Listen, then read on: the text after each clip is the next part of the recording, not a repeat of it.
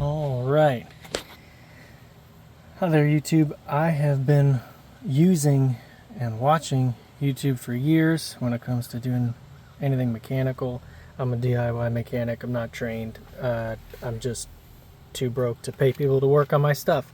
So I'm finally giving back. I have never made a YouTube video before. I have a 2001 GMC Yukon Denali here. I've had it for 8 years and been dealing with a turn signal indicator, or as this is called, a multifunction switch. The turn signals don't detent back off when you turn the wheel back straight.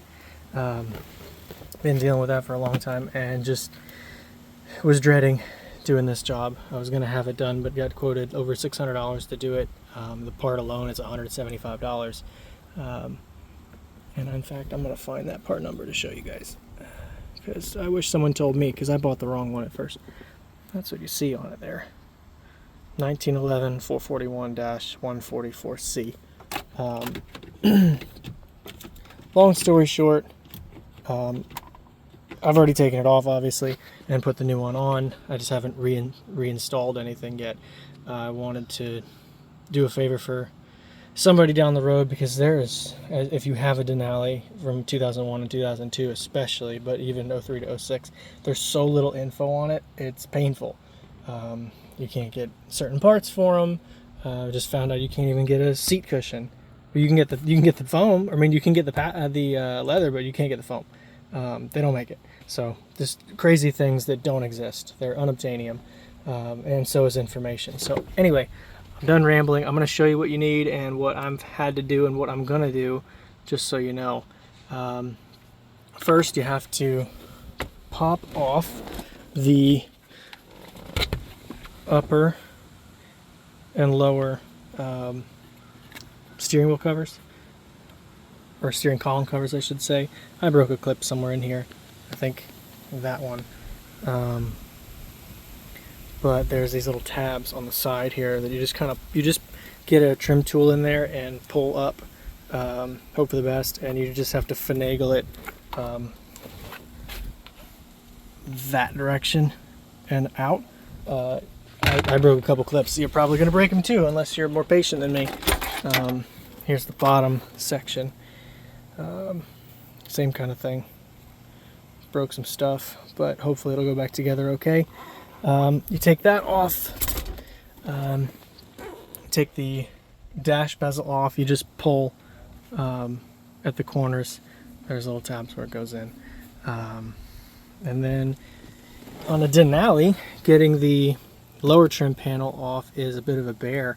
There's only 2 bolts. I think they're 8mm that hold it on here and here. But the problem is when you go to pull it out, you can't get this panel off out of your way. It sits there like this, and when you try to pull the trim piece, it just kind of it's in the way. So I don't know exactly what I did. I think I just had to really reef on this and pull straight out, and it came off. There's these 3 tabs here that took it off. I thought I was going to break something. I'm surprised I didn't on this one. But that is the lower bezel, the lower cover, the kick panel is attached here and here. My truck might look slightly different just because I've got an auxiliary fan for a transmission cooler up front. I bypassed the trans cooler in the radiator because I'd heard about welds failing and then mixing coolant and tranny fluid and wasting, most of your drivetrain pretty quickly. So I tried to do that preventatively. But anyway, you'll see a couple extra wires in here, like whatever this thing is going across. I've had a little bit of work done to this too that I didn't do. I actually don't know what that black wire is for, but there's a mechanic somewhere where I live that knows, but I don't know him. Anyway, you also have to pull the tilt pull tab. Normally you just actuate it that way, but you just take that piece and I put pliers on it, maybe wrap them so it doesn't gouge the plastic, but you just pull straight out really hard. That's about it for that. And then you have this metal cover here. It's like a steel cowl, and it's held on by 8mm bolts back there and up there, and then 2 on this side like that. That's these guys right here. And then you have your multi-pin block way back in there. Let's see if I can show you. That is this guy right here. You can tell I never made a YouTube video before. Goodness, it's painful, right? There's a bolt right there where my middle finger is pointing toward. That's a 7mm, and I just used, you know, deep 1/4 inch 7mm extension. Got that off. The tabs on either side here, you actually have to take this side piece, this long piece off. I'm going to actually get the original one.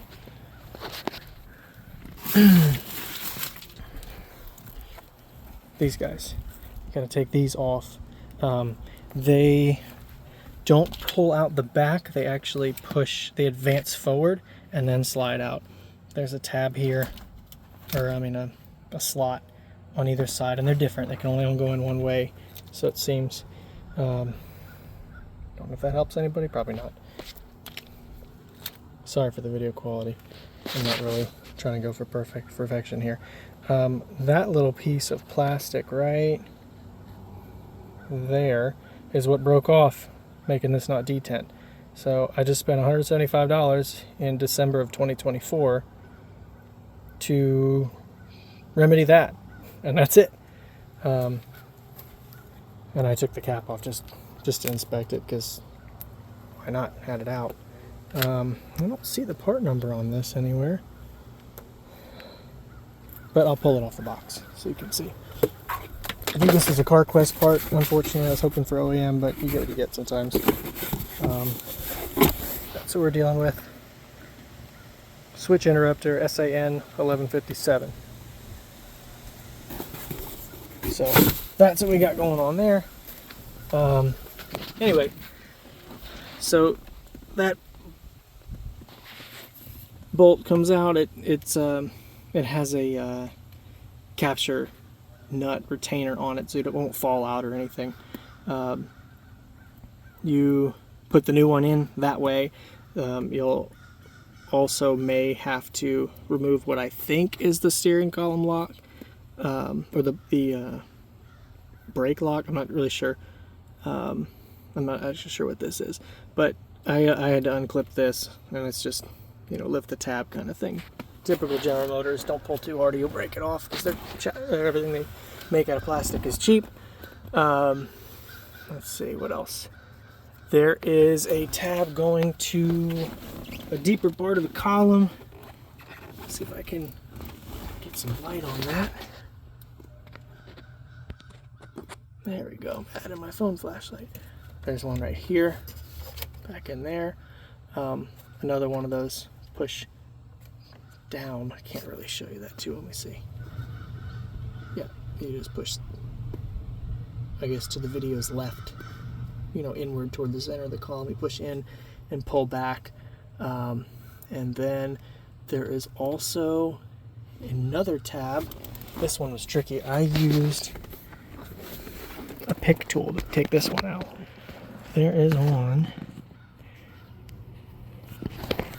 Let's see if I can show you. It's not focusing very well, but I'll try my best here.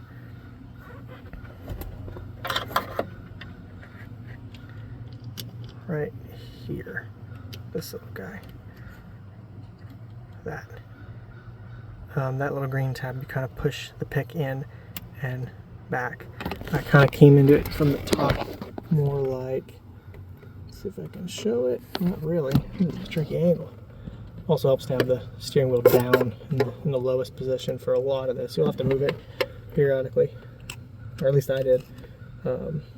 This is part of the trickiest part, is just lifting that. See that little bit of movement on the gray tab, and then you pull back with your hand, or with your other free hand. That's pretty much it. There are, I guess, to remove your old one, because I don't think you can replace any part of this without major soldering. I would just replace the whole stalk, honestly, the whole interrupter. There is a T25 bit here, one down here, right there, inside that brass ferrule right there, and then actually I think it is just two. I could be wrong. It's been a couple hours. I think it's just two. And I learned a trick from another YouTube video. I can't remember the gentleman's name, but it was someone giving a really good tip. I'll have to look at his video again and put it in the comments because that was very helpful. He used a T25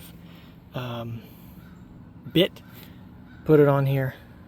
Sorry, put it on here and put a 1/4 inch combination wrench on that to loosen that because there's not really space. The service manual will tell you, Haynes and Chilton will tell you to remove the steering wheel to do this. I ain't doing that. I didn't have to. So I used his method. Again, I don't remember his name, but man, that was a time saver. And I'd seen someone in a comment on the video or maybe on a forum, they said turning the wheel can help you get access to that. Just do what the guy did and use the bit. It's just save yourself the trouble. It's a T25. If you wanted to replace the shift boot while you're at it, I got a Dorman part. I'm not even gonna leave the, yeah, I'll leave the part number. Why not? I'll be nice.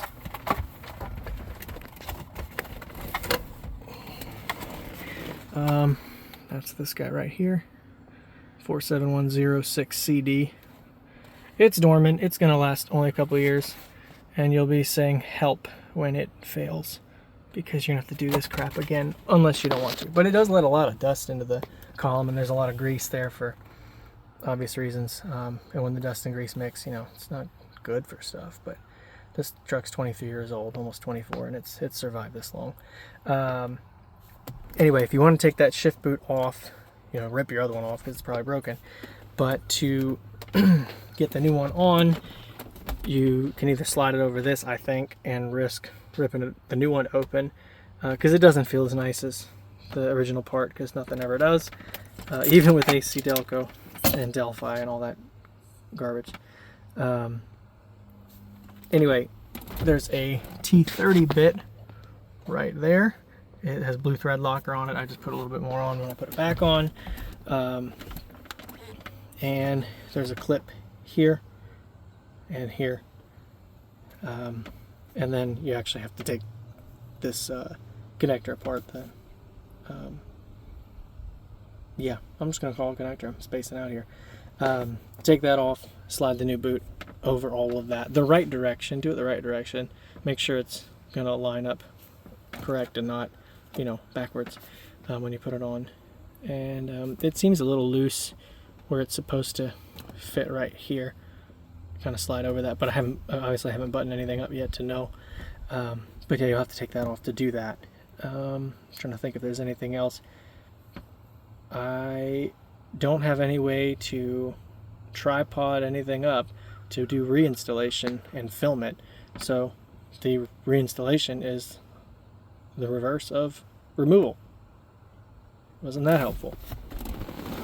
It's a shocking bit of information. That's about it. I don't even know if this part's going to work. I think it will because it's got the same connectors. It looks the same. The plastic feels a little bit lower quality, only a little. But, you know, that's not saying a whole lot because, I mean, GM's, their electronics suck. Everybody knows that, but their plastics are okay. They're not great. Dodge is worse. Sorry, guys. It's true. Older Dodge, anyway. That's about it. I'm trying to think if there's anything else worth noting here. I thought I was going to have to take the whole center console out to get this guy out of the way, but I just lifted up here enough to get the base of this free, and then just pulled really, really, really freaking hard. And it worked. I don't know how I'm going to get it back on yet, but we'll cross that bridge here in about 15 minutes. Yeah, if you want to comment or like or subscribe, I don't think I'm making a YouTube channel. I'm just a normal person. Everybody that watches videos normally and never makes videos, that's pretty normal. so I'm just trying to pay it forward for a change. Anyway, yeah, if this video helps you, great. That would be really awesome. And yeah, I think that's it. All right, maybe I'll make another video. See you around. And one more thing, because I think it's important, everybody that watches this, you comment if you want to and we can talk about it, but everybody that watches it, it's December, what is it, December 15th, I think, 2024. This comment's probably not gonna, it's probably gonna age really well here in a couple months, but repent and believe the gospel. Jesus is coming soon.